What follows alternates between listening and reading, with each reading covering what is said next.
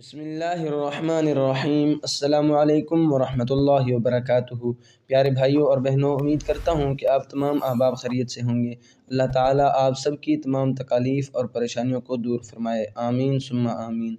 پورے دن کی کامیابی، مدد، برکت اور ہدایت کی دعا۔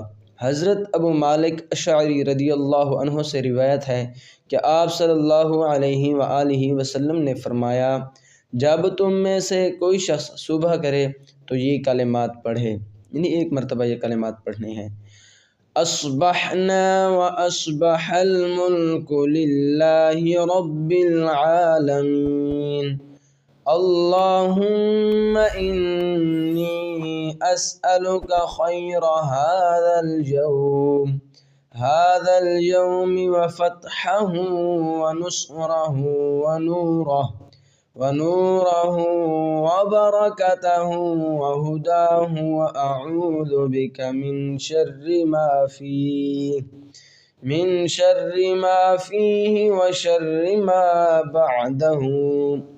ہم نے اور تمام جہان نے رب العالمین کے لیے صبح کی۔ اے اللہ، میں تجھ سے اس دن کی خیر، کشادگی، مدد، نور اور ہدایت کا سوال کرتا ہوں، اور میں تیری پناہ میں آتا ہوں آج کے شر سے اور آئندہ آنے والے شر سے۔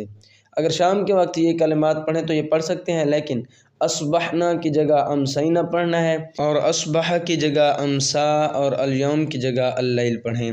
اس پر خود بھی عمل کریں اور ثواب کی نیت سے اس ویڈیو کو آگے ضرور شیئر کریں۔ جزاک اللہ خیرہ۔